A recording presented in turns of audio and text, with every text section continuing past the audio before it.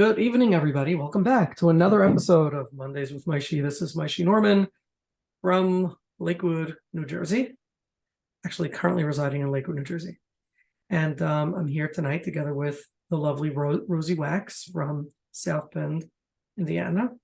Hi, Rozi, and thank you for agreeing to participate. Rozi is actually a second-time performer here on Mondays with Maishi. So for those of you who want to compare and see how much she's grown in the past year and a half or so, or 2 years since she's last presented, you can see a stark difference. But no, really, seriously, thank you very much for giving of your time to the mental health community and agreeing to participate and share of your wealth of knowledge and expertise. Thank you. Thank you. Okay. Tonight we're going to discuss a topic that is the topic, of course, of as noted on the flyer, containment and resourcing in psychotherapy. This is a topic that's, in my opinion, highly, highly important, and until not that long ago, probably highly, highly neglected. Would you say that that's about right? Yes, I think so. Probably there were some modalities that were actually using it, but they were not commonly known. Okay, so it's become more and more understood and known in the world of trauma, in the treatment of trauma in particular. I'd like to understand tonight, what the idea of containment is, what the idea of resourcing in therapy is, perhaps some examples or lots of examples if we can get to them. And then also trying to understand, maybe we should start here, but trying to understand the importance, the value, before we even understand the mechanism. Why is something like containment, first of all, what is containment, what is resourcing, and why are they important or necessary in the therapeutic process? So let's start with that. Well, our job really is to teach the brain to heal.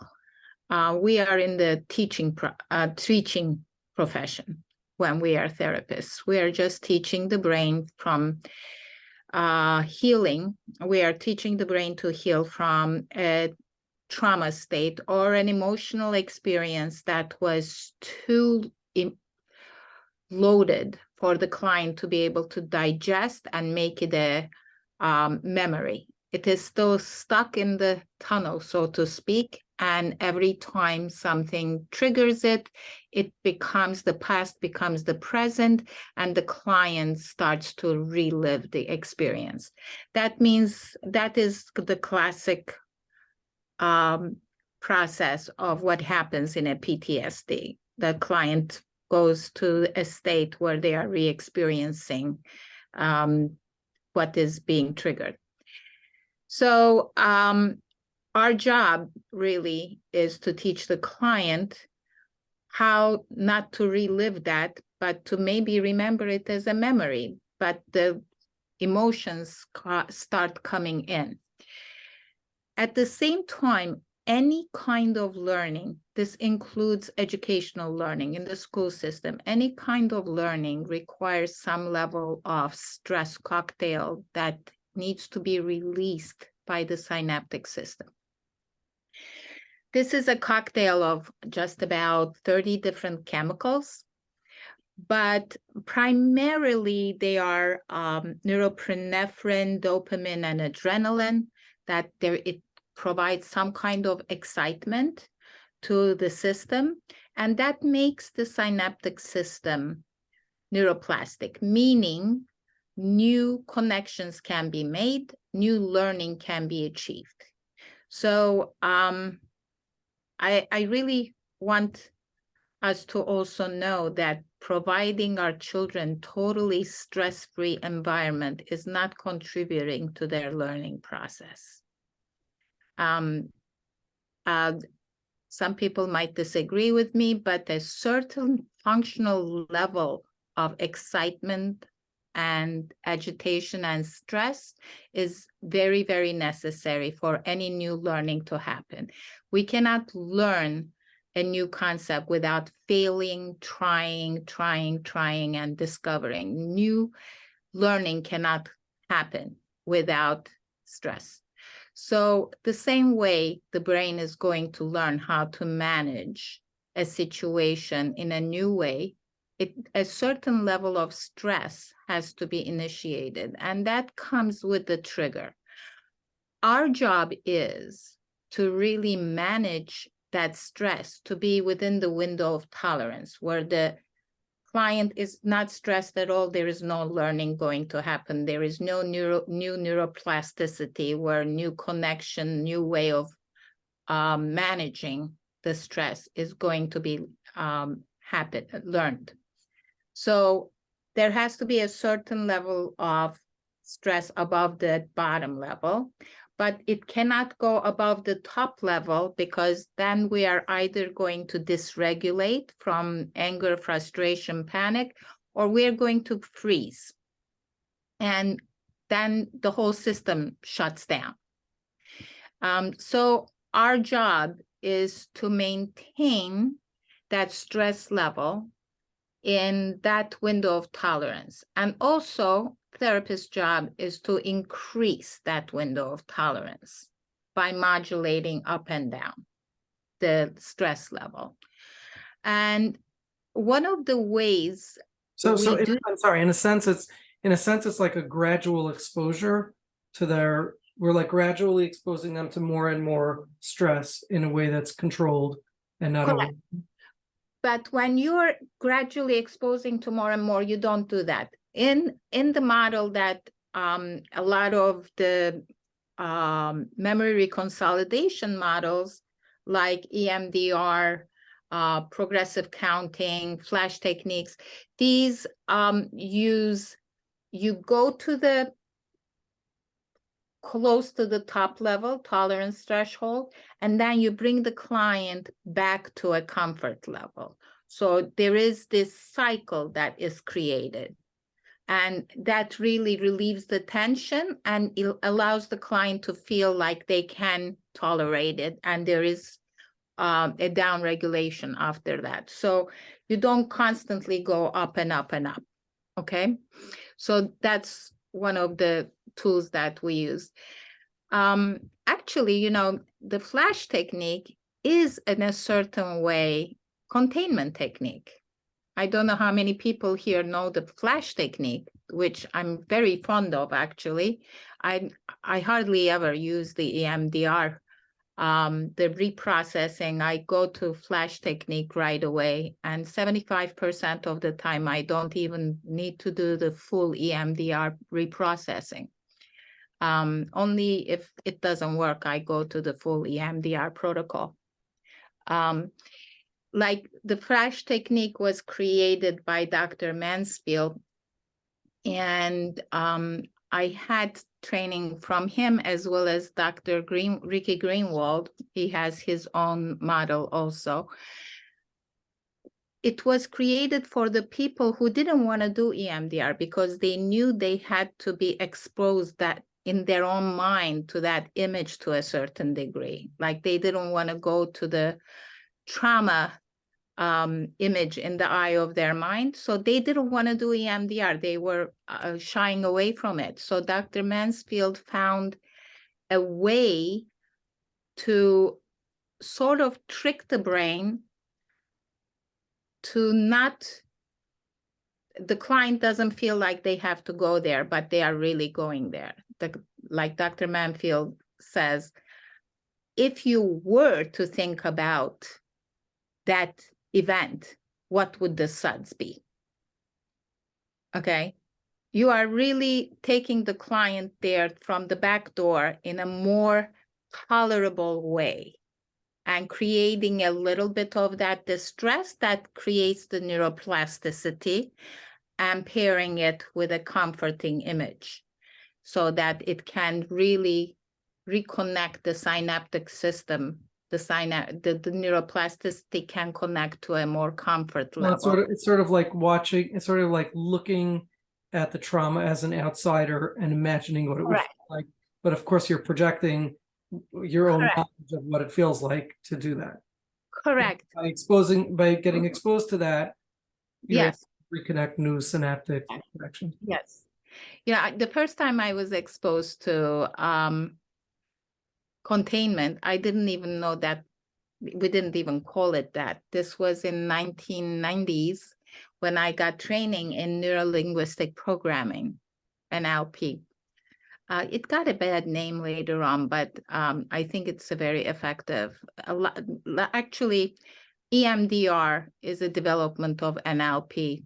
Francine Shapiro used to manage an NLP clinic. So she was the director of an NLP clinic when she developed EMDR. And it was when we go, like anybody that is familiar with TFCBT, you have to dig into the narrative with maximum exposure, expose, and it is just too much for some clients. But with NLP techniques, first thing I had learned, like, become a camera in the corner of the ceiling and watch yourself in the experience, in the memory, instead of seeing the memory through your own eyes as if you are living in it. Watch yourself, see the back of your head, watch yourself. So you are really almost imposing a certain level of dissociation, and then removing the client from physically being embedded in the experience of the trauma narrative. And if that didn't work very well, then I used to say these are all days like, how about if you are watching it in a TV screen, put a frame, and if that was too much, I would make the TV black and white, because there used to be black and white TVs when I was young. And when I was young, by the way. Okay. For the record. Okay. So these are ways of reducing the emotional impact of the experience, but still generating some excitement in a chemical way as well. Some stimulation, level of stimulation. Correct.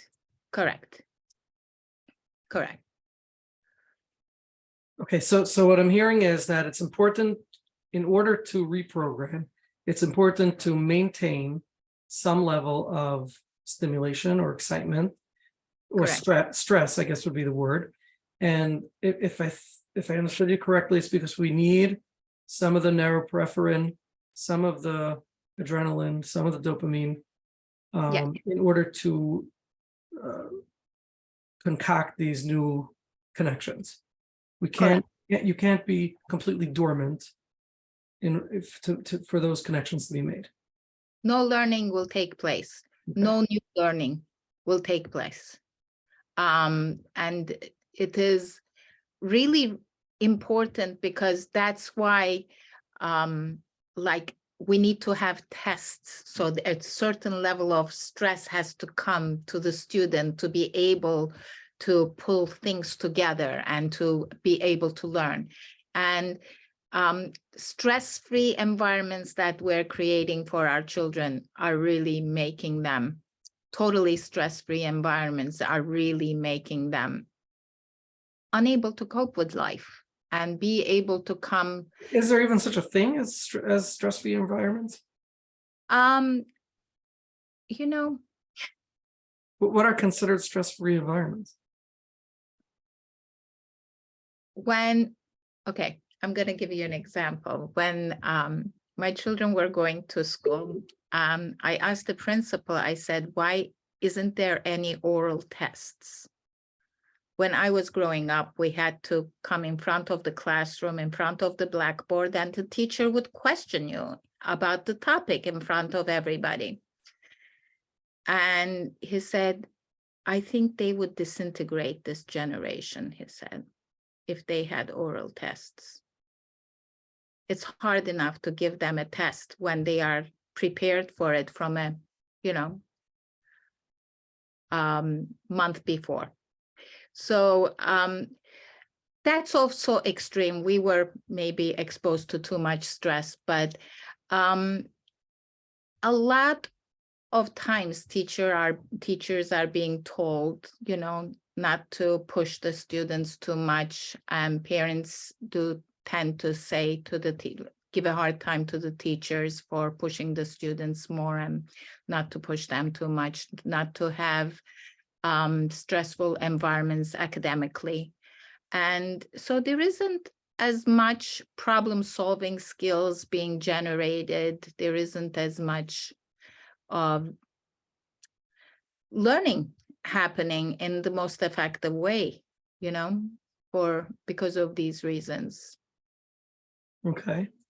I there's a question I'd like to ask you, but before, I just need to do my weekly shout out to OKclarity.com, because we are now sponsored by OKclarity.com. OKclarity.com is the only online platform for wellness professionals who work with the Jewish community to be found online. Their innovative directory allows users to search for therapists, psychiatric medication providers, coaches, and nutritionists for free. I am proud to have my very own OKclarity website where potential clients can find me or simply learn about all that I do. As a therapist, you know how we despise marketing ourselves. OKclarity does this for you in a professional, classy manner with actual results. So when you're ready to invest in your online presence to increase your exposure and your client base, reach out to them and see if you qualify for an OKclarity profile. I want to ask you a question. Yes. My training, which is really in family systems, but in psychoanalytic psychotherapy or psychodynamic psychotherapy, the way I understood it, the way I was sort of raised into this field, was with the idea that we hold the client, was with the idea that the client's minds, their early childhood experiences, which shaped and formed the way they experience themselves and the way they experience themselves in relation to the world.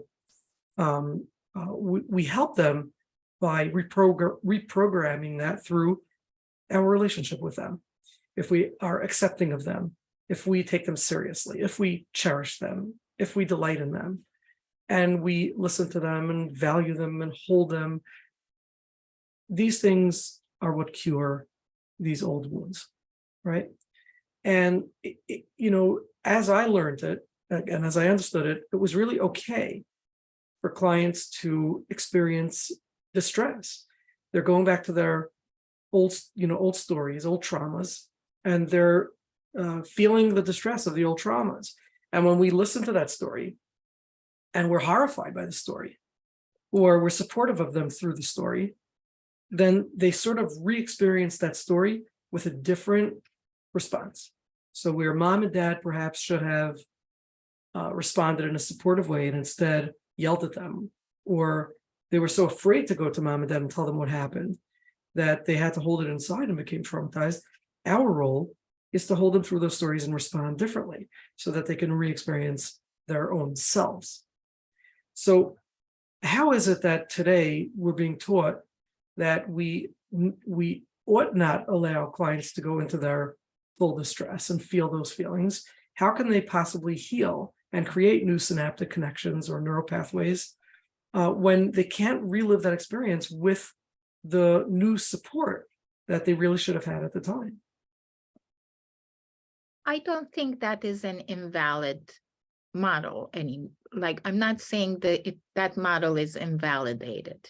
It absolutely is not, because putting everything aside, all the new modalities, everything, if there isn't a solid relationship between the client and the therapist, no other tool or skill you have is going to work. So let's really understand that. Holding the space with the client, having the client feeling safe in the therapy room to be able to go there is in itself a certain level of containment. You are helping the client contain. You're containing the client in a safety level, in a safe place for them to be able to reach out to the memory.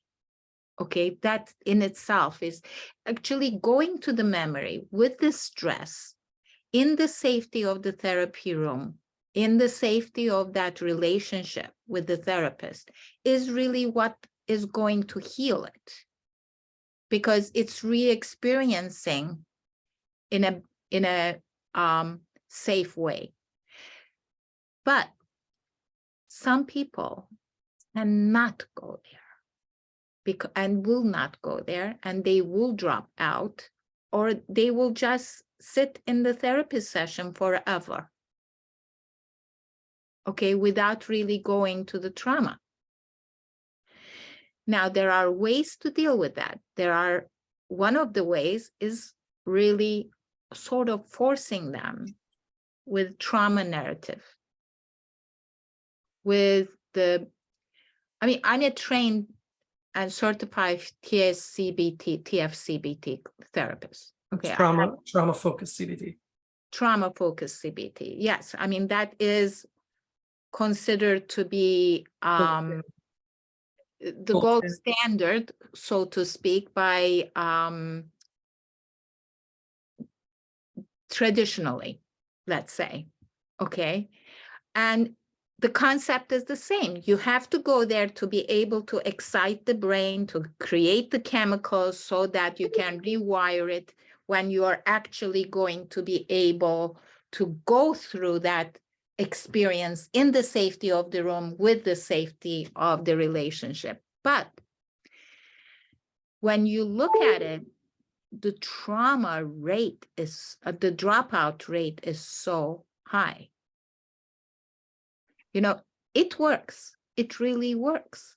Almost all the people that complete TFCBT protocol will have a significant level of recovery. But the dropout rate, it's not worth it.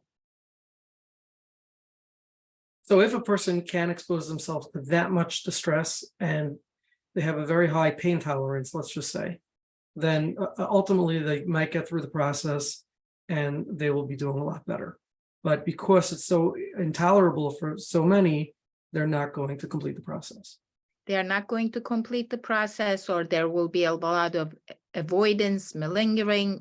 It's just going to be not as smooth going. And the TFCBT, you have to stick to the 10 to 12, 10 to 15 session to really stick to the protocol you have to do. And, but when it is not necessary, some of the memory consolidation techniques, like EMDR, I had clients that couldn't tell me because they knew I would have to I might have to report them about what took place, or I might have to call the police. There might be a dead body someplace, I had clients who actually worked in shady operations that were traumatized from it in the military, etc. Right. And they were able to not go there. So I want to ask you another question then. I understand where you're going with this, and we're going to talk about containment itself and how it's done. But what if you have a client? See, I've had this is a conflict I've had before. The client, now I get that we're going to have to intervene a little bit more actively, okay, in containing, slowing the process down, whatever techniques and tools we're going to use in containing. What if it interferes with the client's attachment style? So you have a client who, let's just, for argument's sake and simplicity's sake, let's say she has borderline personality disorder. And by you intervening and becoming more active, she's actually getting her little girl needs met. And there's a degree of manipulation in this where she's getting you to take care of her. Mhm. which, maybe in some cases it's necessary, and maybe in other cases you're getting enmeshed in some kind of unhealthy dynamic. So how do we? What? I'm trying to understand. Okay, By doing my what? client comes in. Let's take a sort of case in point again broadly. My client comes in and says, "You have to contain me more. I'm feeling too dysregulated, and you have to contain me more." Okay. Mhm. Now, with a client who's not borderline, she may just be giving me information. But with a client who is borderline or is severely borderline, which again we can attribute to trauma also, that's its own discussion. She may just be really enjoying the fact that she could come in and say, "It's too much. You got to raise the heat, lower the heat," and sort of have me on my toes, feeling bad for her, or controlling me in some sense to make her feel better. So, do I? And this is again why I like to stay as neutral as I can and just explore the process versus jumping in and starting to save the day. Right? With all clients, we want to make sure that we don't do that. Start to become too enmeshed or too drawn into the process. So how do I balance containing the client where I'm an active participant and not getting too drawn into becoming manipulated in the process?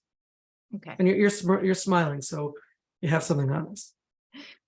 Well, I'm smiling because after many, many, many years of having a concept about borderline, I changed my opinion about borderline. That's really interesting because I just I had you may know that I had Lisa Ferenc on this show way back, and she is a very big believer, to do away with the diagnosis. And I actually interviewed her just last Tuesday, less than a week ago, on another forum, which I hope to send out. I hope to send that out on the Mondays with Maishi. So, but go ahead and share that perspective.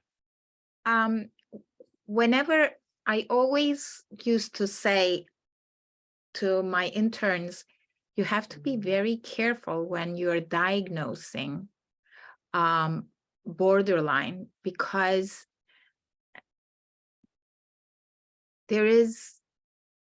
it symptomizes very similar to complex trauma, okay, like an attachment disorder, like neglect, because complex trauma is not the presence of many traumas. A lot of people misunderstand what complex trauma means. It's not a lot of complex traumas.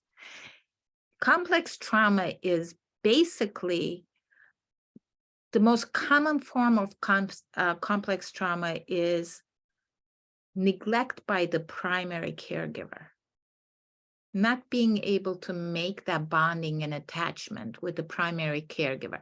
Now, it's not neglect like not being fed or stuff. That's really obvious complex trauma, but the mother might have had, the primary caregiver might have had some kind of depression or some kind of crisis is going on in the family, not available to that child. That child's sense of invisibility, okay, is the source of complex trauma. And that is what creates that kind of personality. And but the treatment for complex trauma was always very different than the treatment for borderline personality. Borderline personality, she tells you she's going to commit suicide. You say, I wish you wouldn't, but there's nothing I can do about it, But with a complex trauma, you wouldn't react that way. Am I making any sense? Yes. But as I'm discovering more and more of the history and like getting history attachment, when I do AAIs, I'm very fond of AAI, attachment inventory, attachment interview, adult attachment interview. And when I do the history, I'm realizing that these people really had complex trauma. They really did not they're not necessarily borderline. And the way we were taught about personality disorders when I was going to school is that, When you have an axis 1 disorder, you have a problem. When you have an axis 2 disorder, you are the problem. And that's how we were taught. Right. That seems to be a protection for the clinician. Correct. Yeah. Correct. Lisa said something so profound. She said that if I were to call you and I say, Rozi, I know you're a very busy therapist, but I have a woman who happens to be in South Bend, Indiana, and she really struggled with a lot of trauma when she was younger, and she's struggling. She's working on it and trying to get past it, but there's just been a lot of trauma, and I wonder if in some way you can either make room, or the next time you have a cancellation or you terminate, transition with a client, if you'd be willing to stick her in. I mean, it's really important, and she's a great person. And then she says, in contrast that with Rozi, I have this woman in South Bend, Indiana. She really needs help. She's got borderline personality disorder, and she's really having a hard time. And would you take her in your practice if you have, right? And she said, just feel the difference in level of compassion and level of acceptance. Correct. And you take her in. Correct. Correct. And we have created a defense mechanism for ourselves. It's like when the borderline comes in, this is how we take them in. Correct. Correct. And when you go to the history of the client, and when you really go to the depth of the history and you look at their attachment pattern, it is an attachment disorder. Right. It is Attachment trauma. Complex trauma. Correct. It's developmental attachment problem. Okay. Look, can we move a little bit into the concept, the idea of containment? What is it, and what are some tools or anecdotes of how we use containment? How hard is it? What are we looking at? It really is anything that most of the containment exercises are visual. Okay, I struggle with the population. There is a very small percentage of people that cannot visualize. And it is really very frustrating, because visualization, guided imagery is the most effective tool in therapy, because it's going to bring you there. You can actually bring yourself there when you are actually in a safe place. You can take yourself a little bit there and get all that cocktail going, and you are still in a safe place, but you are going there in the eye of your mind. And again, I think I have discussed this with you in our conversations here and there many times.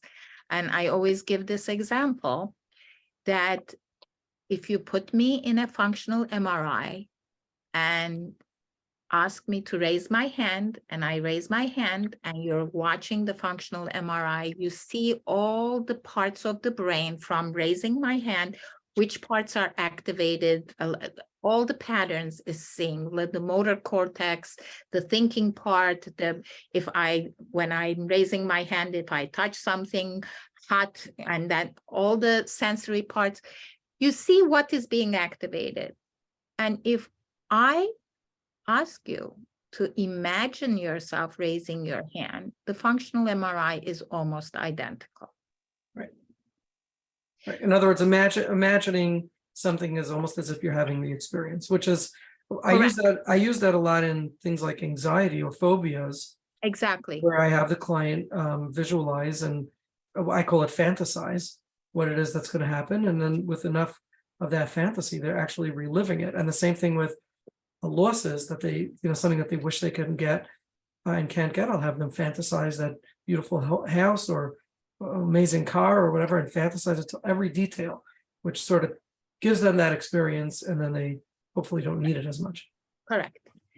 And so when you do expose the client into this imaginary images, you can introduce other images that can contain that trauma into it. Like, for example, one of the things that I like in Dr. Greenwald's flash technique, he says, and, you know, as you are going through, because in the flash technique, what you do is, if you were to remember that incident, what would be the suds? And then you say, oh, just put it away. Like, let's go into our happy place, you know? And then you go through some process of bilateral or counting. Dr. Greenwald likes, one of the things is his counting process.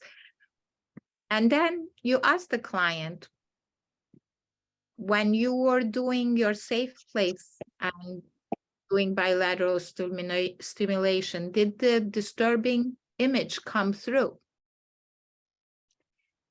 And so it a little bit, it just came in. It's like, if it ever comes in, imagine putting it into a book and then close the book. And then whenever that image tries to come in, just see the closed book. Do you see the container there? The book is the container. Yes. So you created a container, but then when is there room for them to process the trauma? That's a technique that really, the trauma is there still. There is still, because you're seeing the book, but you're experiencing it in a lower level. What the theory is that you don't have to experience the stress in full level for the neuroplasticity to occur and for the trauma to be reprocessed. That's the difference. Like, you don't have to have that cathartic experience. If enough of the cocktail is generated, you don't have to go full force. So we're looking to create a either blurred or removed experience. And we do that by creating a container? You do that by creating a container or barrier. Sometimes when I tell my clients, imagine the client, like I'm working, I work with a client actually. I've been working with her for 8 years. Severely traumatized client, the most traumatized person I've ever seen. And she's very kind. She allows me to videotape her and use our sessions for training purposes for other clinicians. And yeah, I don't know. Every time I have to ask her. I'm still working with her, but recently somebody that looked and acted like her mother, who had tried to kill her when she was little,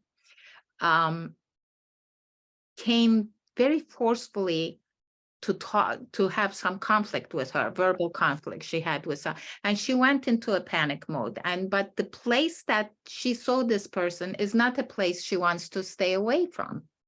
So she really needs to go to that place, and she needs to be in that place. And there is a possibility that she's going to see her even from a distance. Mhm. It's very frustrating for her and very nerve-wracking for her.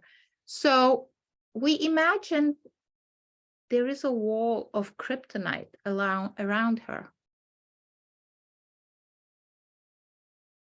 that muffles some of the noise, or there's a kryptonite wall around the offender or herself, or the wall comes up whenever, or she can be in an island where she can use the drawbridge when she's going to expose herself to people out of the island, or pull the drawbridge and have her total privacy. So to be clear, are you using containment for her as a mechanism when she engages, or are you using containment when she's having old memories? I'm using containment when this person, for her to know that there is a way she can use some tools when she's there, and this person might come in sight, and for her not to disintegrate. Mhm. Okay. or for her not to have to give up the experience of being in that place, which is very important to her because of this woman. So it is, in a sense, a form of dissociation. Correct. Managed dissociation. Okay, managed dissociation. But again, back to in the therapy process of using containment, in attempt to mitigate the SUDS so that we can make it more tolerable. How are you using containment? When you use the example of the book, right? Yes. But is this done in conjunction with processing the trauma itself? Yes. Because you were saying from Ricky that he was saying if the traumatic thought or memory comes into your mind, put it in a book. But he wasn't deliberately targeting, and close the book, but he wasn't deliberately having the person think of the traumatic incident, right? Actually, it was a little bit when you originally went and said, if you did think about the incident, what would the SUDS be? You're making the client go there somatically and experience it. To give a SUDS, they have to go there. Yes. They're not going to be able to go there. And when you're saying, when the memory comes in, just see the closed book. You know what's in the book. You know exactly what's in the book. You're just changing the face of the image of the trauma into something more tolerable. Okay. Okay. So I just want to remind everybody, this show is interactive, and for those of you who have questions, please use the reactions tab on the bottom right of your screen. Raise your hand, and we'd love to take your questions. So I still just want to clarify that piece there. It almost sounds like in Ricky's technique, he's maintaining the distance through talking about if and when the thought comes up, or he's saying, if you would think about it, what would the SUDS be? Is there ever a time that we, in let's say EMDR, where the client is actually reliving or remembering the experience, deliberately remembering, not sort of being tricked to remember in this way? Yeah. How do we apply containment there? EMDR, you get the negative image and the positive. So you actually put yourself, go there in the eye of your mind. EMDR. You don't have to tell it to the therapist what it is. You don't have to narrate it, but you do go there. But with flash technique, you don't openly go there. The client is practically tricked into thinking they are not going there, but they are going there because they have to give a SUDS. Everybody knows what SUDS is. No, probably not. Okay, SUDS is subjective units of distress. When you go to the doctor and the doctor is, how bad is the pain? 0 to 10, 10 being the worst pain you can imagine you have ever experienced, 0 being no pain at all. You say that about the distress level. Emotional distress. Emotional distress, and 10 being the most distress you ever can imagine you have experienced, and 0 being no distress at all. You're, on top of the cloud. And where would be the stress level if you imagine, if you were to go to that memory of that incident? And when you are trying to gauge the SUDS, you are going there. There is no way of not going there. Correct. Because the only way to gauge your SUDS is to imagine what it would be like. Correct. Okay, let's take a question from Yaakov Horowitz. Go ahead, Yankee. I thank you for the very informative and rich presentation that you're doing. I have a question. Isn't there a risk if you tell the client to imagine it, that it'll get lost into it? He will start thinking of it and feel it and get lost in the feelings. And what do you do then? Well, that's a very good question. And it is very important that, for example, when you are taking the client to a memory, or when a client is going to a memory, a lot takes place before you don't get a client into a session and take them to a memory. Actually, I do. When I work with, like, when I used to do a lot of work with police officers that had an incident the night before, or EMTs that had a horrifying incident, that kind of stuff. There is no background to it. It's a very acute, unique incident. You can take them there and flush it out in one session. But most of the clients that we're getting is not like a one-time accident kind of thing. Their trauma is more complex. So first of all, you really need to create that relationship with the client for them to feel safe.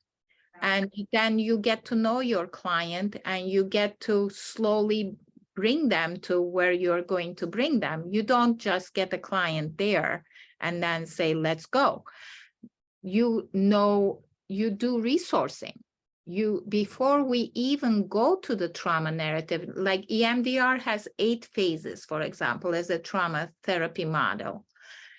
And the initial phases are the relationship with the therapist. And, you have to have also psychoeducation. You explain the client why they are feeling the way they are feeling, so they don't feel crazy anymore. They understand in a neurobiological level why they are experiencing what they are experiencing. You tell them you're normal.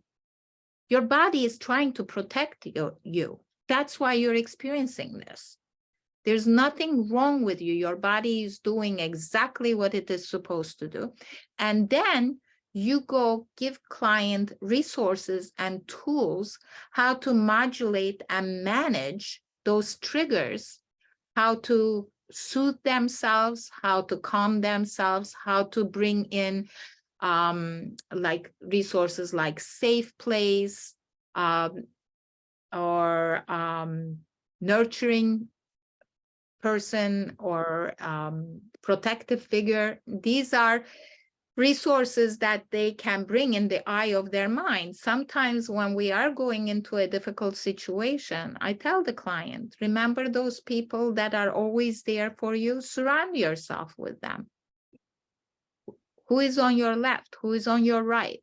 Sometimes I'm there with them, even when they're not in the therapy room. Sometimes they imagine me being with them, or they imagine other safe figures, resource people. They imagine that they have a whole army of people coming with them. I've had many supervisees tell me that the Lubavitcher Rebbe goes along with a lot of people to their trauma narratives. He accompanies them. And like, we have the people that we feel safe with, and we can imagine those people being with us when we are experiencing the stress. So before you even go there, you give them tools to be able to modulate and manage before they are going to go there. Okay. Thank you. Very clear. Thank you. Yeah, we actually were going to go into resourcing. So that was the next part of tonight's conversation. So do you want to take a step back and share what the concept of resourcing is, and then we'll get into how exactly it's done and what its purpose and. Well, the purpose of resourcing is twofold. One is to be able to give the client hope that they can manage their emotions.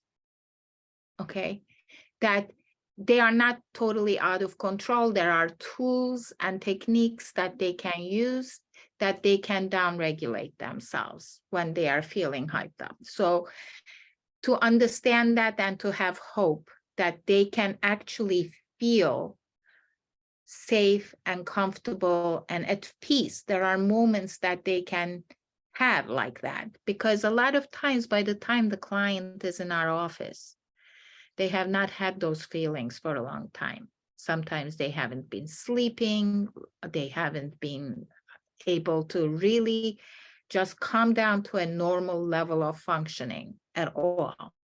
They are constantly on a, like, if this is the range of tolerance, they are like this all the time. The slightest stimulation throws them over because their range of tolerance is so narrow.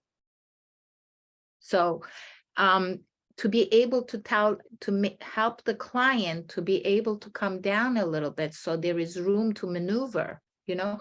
And also, once you get one of these cocktails, stress cocktails, it takes at least 10 to 12 hours for that to be reabsorbed to your cells and for you to calm down.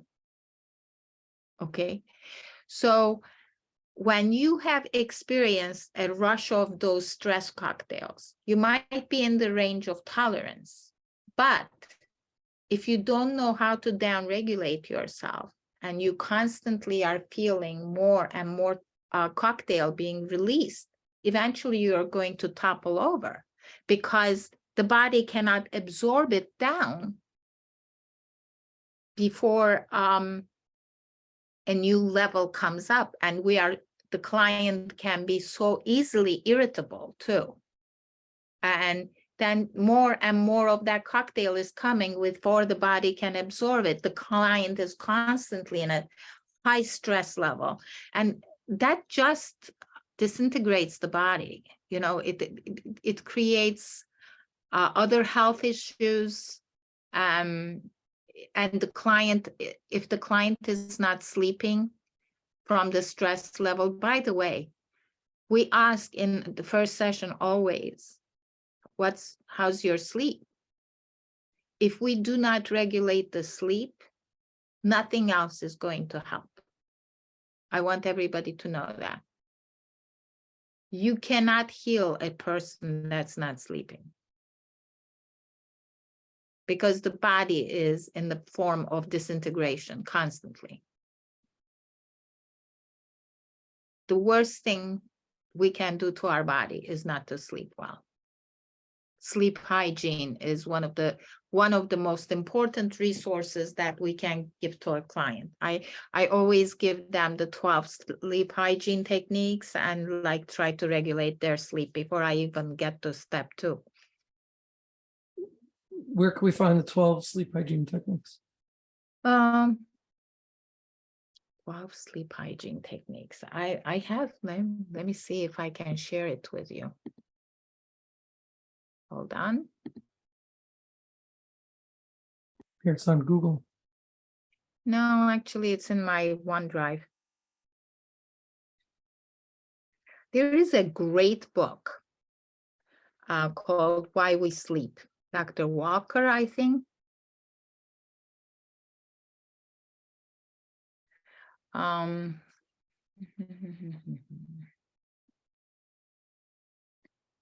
don't know. Sleep hygiene. Okay. All right. Let me see. Okay. Do you have ability to share here for me? Yes. Okay. I had copied this from his book. Okay. To be able to, we need at least 2 cycles of REM, non-REM to be able to heal, by the way, like to recover from our body produces beta aluminoids, our brain produces beta aluminoids as it functions every day. And when we sleep, there is a spinal fluid that washes our brain and cleans it.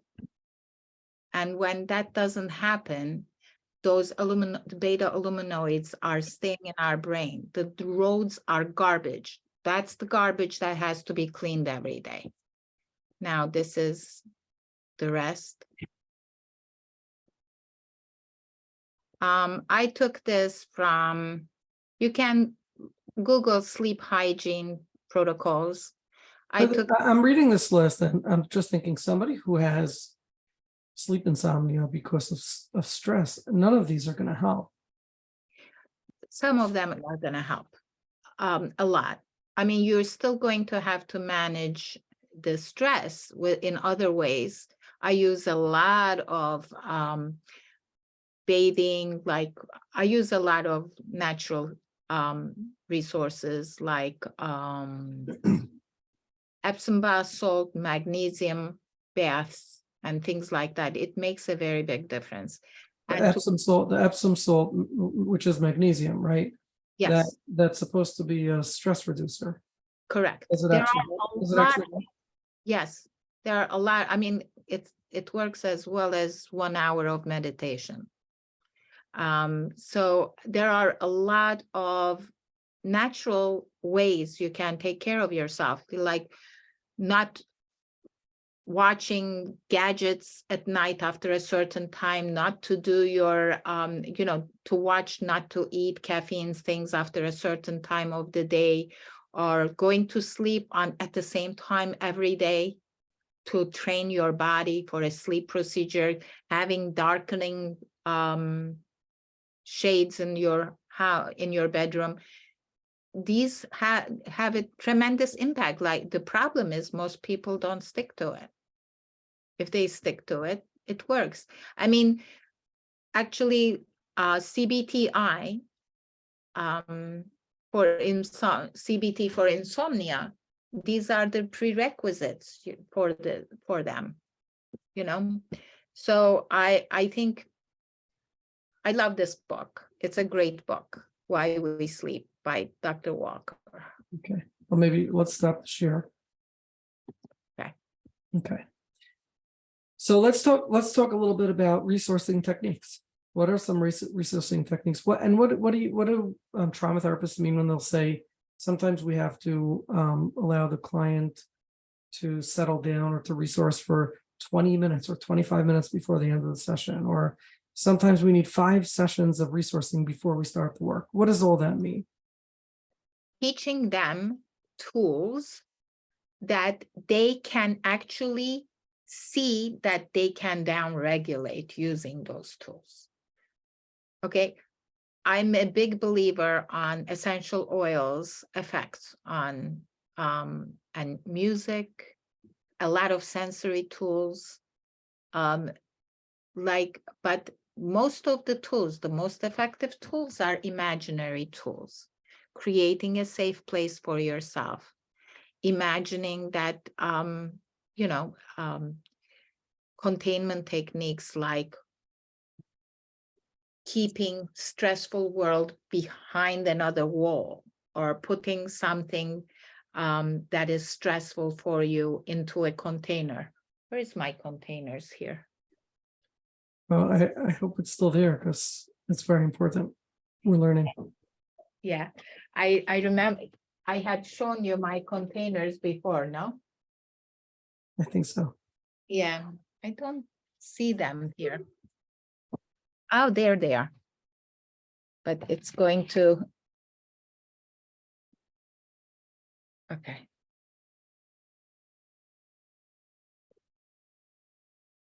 I have a lot of boxes in my office for my clients. It's like, which box would really be able to contain your stress? Sometimes a big closet is needed. Sometimes they can put it into a compact thing and pressure it and make it dense and put it, okay, let's put it in there.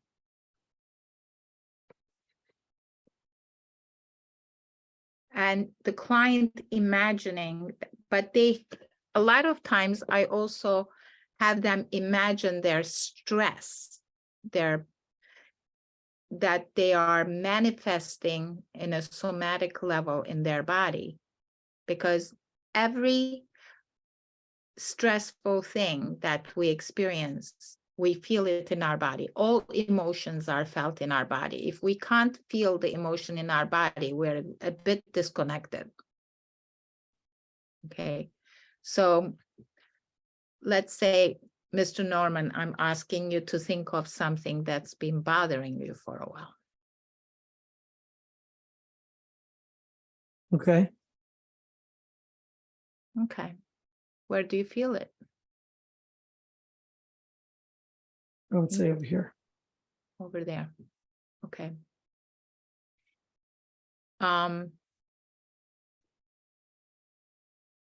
If this thing that you feel over here had a shape, what shape would it be?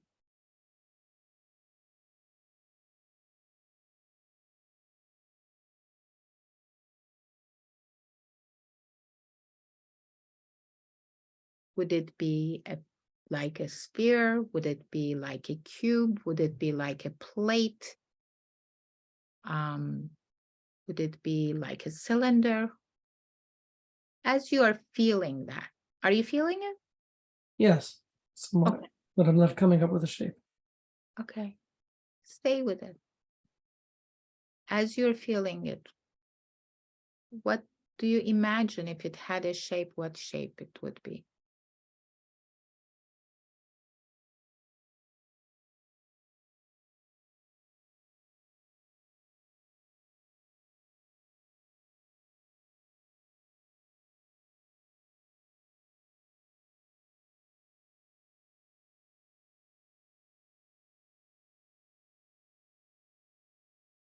I'm not coming up with a shape. Okay. What is it? What size is it? Is it the size of a pea? Is it the size of a golf ball? Is it the size of a baseball? What size do you think it might be?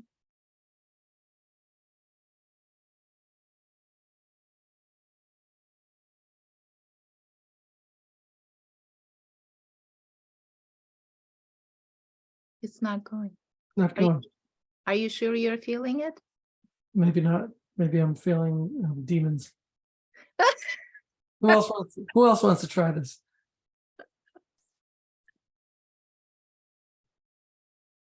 Okay, Tahia. We're gonna do it with Tiki, whether she Okay. Did I raise my hand? I whether don't she think. likes it or not. Okay, that's fine. I'll do it. Okay. Thank you, Tiki, for being so brave. Okay. When do you have in mind something that Sure, I can do that. okay, can you highlight Tiki and me as the two? Not sure how to do that. Let's see. Okay. Yeah, I don't know how to do that. Okay, thank you. Tiki, so did you have something in mind that gives you some kind of stress from time to time, like most Sure. normal people? Yeah. It's like a human being on Earth, you bet. Okay. All right. As you're imagining this situation, where are you feeling it in your body? Right here. Right there. Okay. And if this had a shape, what shape would it be? Like a prickly oval, Oval. but Okay. with like spikes. Oval with spikes. Okay.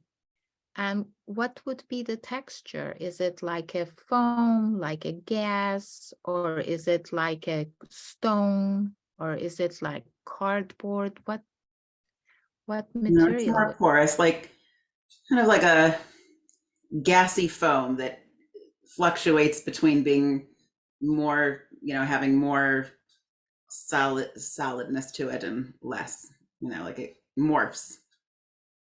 Okay. Okay. And if it had a color, what color would that be? Orange and red. Orange and red. With, And would it with some black. with black? So because it's like a gas, it sort of changes a little bit. Is that what you're saying? Yeah, it's like Yeah. there's movement. Okay. Okay. Tiki, is this cool to the touch or warm to the touch as you're feeling it? Warm. Warm. Okay. All right. All right. Can you put your hand there? Mhm. Okay. Notice it. Okay. All right.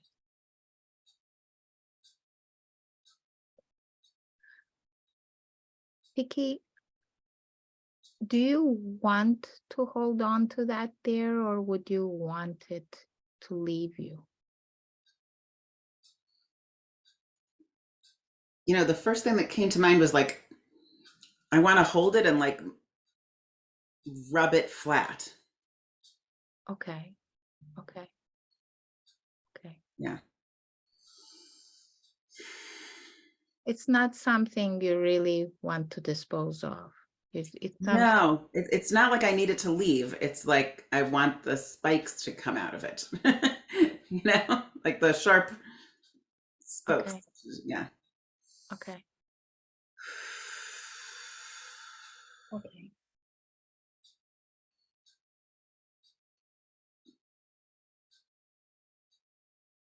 Can you imagine that being as you breathe in and breathe out slowly? Okay. Imagine the breath that's coming in and washing over it, taking, when you're breathing out, a little bit of it is coming out.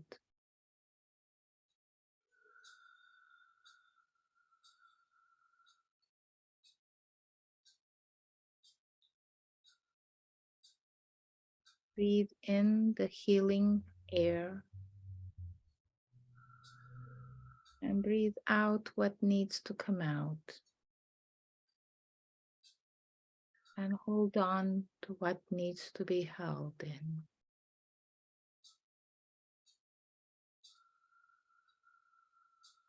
The healing air that you're breathing in, is it cool to the touch or is it warm to the Like touch? spring, crispy, fresh air. Yeah. Notice, what color is it, what you're breathing in? It doesn't have a color. It's really just that fresh, crisp Okay. morning air. Take a deep breath. Wash over where it needs to wash over. And breathe out what it needs to breathe out. Our bodies are very wise. It is made beautifully. It knows how to heal itself. It knows what it needs to keep in and what it can let go of.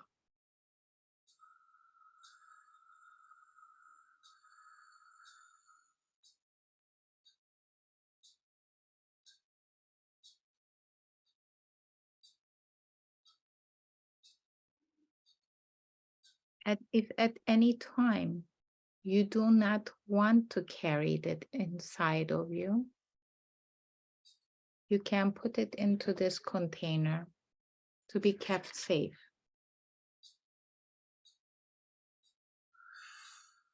Mm-hmm. Did it leave? No, it's because it's smoother now, so it's okay to be here. I Okay. appreciate the container, but I'm good. All right. So you are all right with that? Yeah, it's where it needs to be right now. Okay. All right. Thank you. Thank you. So this is an example of Resourcing. resourcing. She did not use a container, but she manipulated with her wise self because each client knows what they need. That's why you need to ask questions and ask them how to manage it. Mhm. We can't impose a way to the client. The client has their own body wisdom to know what they need to do. And so, yeah, go ahead.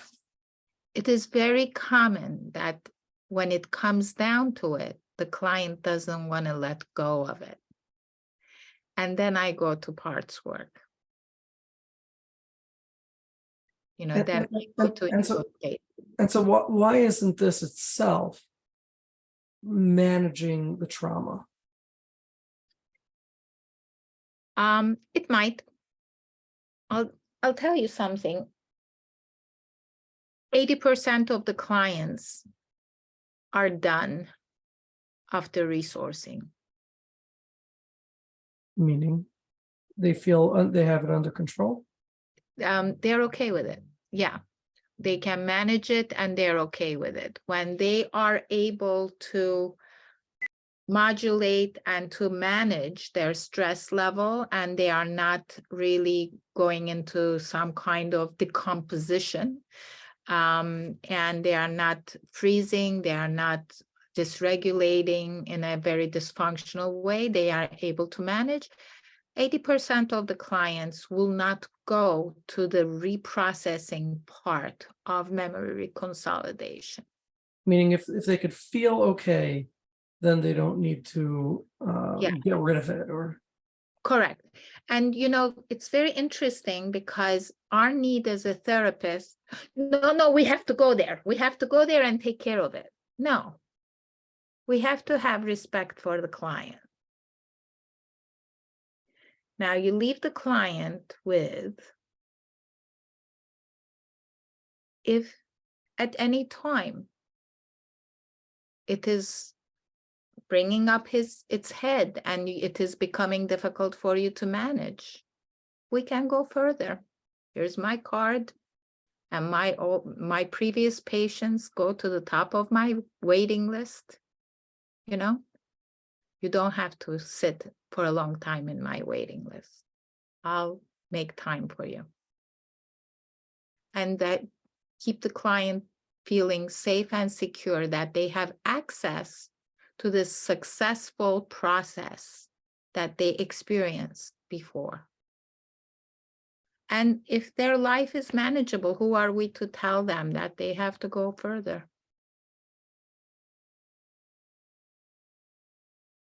Very, very true. Any questions or comments from the participants?